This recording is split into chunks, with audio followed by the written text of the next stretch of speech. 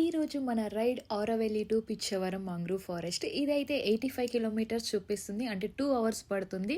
Ride అయితే నేనే start చేశాను, ఎందుకంటే ఇలాంటి లాంగ్ డ్రైవ్స్ అంటే నాకు చాలా ఇష్టం. అది కూడా బైక్ డ్రైవ్ అంటే ఇంకా సూపర్ మజా వస్తుంది. ఫైనల్గా అయితే బుకింగ్ కౌంటర్ దగ్గరికి అయితే వచ్చేసాము. క్రౌడ్ అయితే ఎక్కువగా లేరు, ఎందుకంటే ఫ్రైడే కాబట్టి. అదే సాటర్డే సండే అయితే క్యూ ఎక్కువ ఉంటుందంట. మేమైతే రో బోట్కి అయితే తీసుకున్నాము, ఎందుకంటే ఈ రైడ్ అయితేనే బాగుంటుంది. 2 పర్సన్స్ అయితే 500, 4 పర్సన్స్ అయినా 500 తీసుకుంటారంట. ఫైనల్గా జాకెట్ వేసుకొని అయితే లోపలికి వెళ్ళిపోయాము. కానీ అక్కడ మళ్ళీ ఎంట్రీ టికెట్ అనేసి 20 రూపీస్ అయితే చార్జ్ చేశారు. మనకి ఇక్కడ రైట్ సైడ్ వెళ్తే మోటార్ బోట్ది ఉంటుంది, లెఫ్ట్ సైడ్లో అయితే మనకి రోబోట్ది ఉంటుంది. సో మేమైతే రోబోట్ తీసుకున్నాం కాబట్టి చాలామంది ఇదే ప్రిఫర్ చేస్తున్నారు, ఎందుకంటే ఈ రైడ్ అయితేనే బాగుంటుంది అంట ఆ లోపలికి వెళ్ళడానికి. ఇంకా అక్కడికి వచ్చిన తర్వాత ఈ టికెట్ చూపించిన తర్వాత ఒక అన్న అయితే మమ్మల్ని రిసీవ్ చేసుకుని కూర్చోబెట్టుకున్నాడు.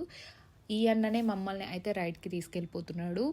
అక్కడికి వచ్చిన తర్వాత ఒక ప్లేస్లో స్టాప్ చేసి మనకైతే 2 ఆప్షన్స్ ఇస్తాడు. ఒకటి 500 టికెట్ ఆల్రెడీ తీసుకున్నాం కాబట్టి అది మాత్రం ఒక 1 కిలోమీటరే ఉంటుంది.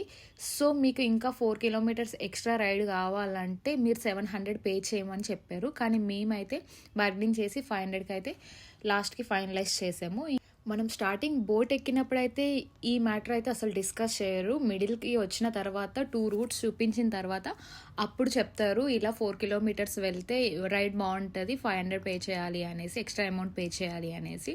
ఇంకా అప్పుడు మనకి ఆప్షన్ ఉండదు కాబట్టి ఎలాగో అంతవరకు వచ్చాము, 500 పోతే పోనీ అనేసి ఓకే చెప్పేస్తాము. చాలామంది అలానే చేశారు.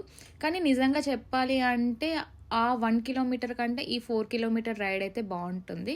అక్కడికి వెళ్ళిన తర్వాత మనకి అనిపిస్తుంది వర్తే అనేసి.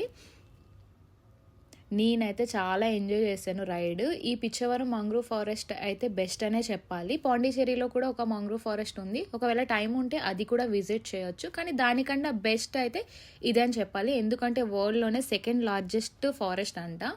ఇంకా ఈ ప్లేస్కి తీసుకొచ్చిన తర్వాత ఇది విశాల్ మూవీ డిటెక్టివ్ దాంట్లో అయితే క్లైమాక్స్ సీన్ ఇక్కడే తీసారని చెప్పారు. ఇంకా దశావతారం షూటింగ్ కూడా అయ్యిందంట.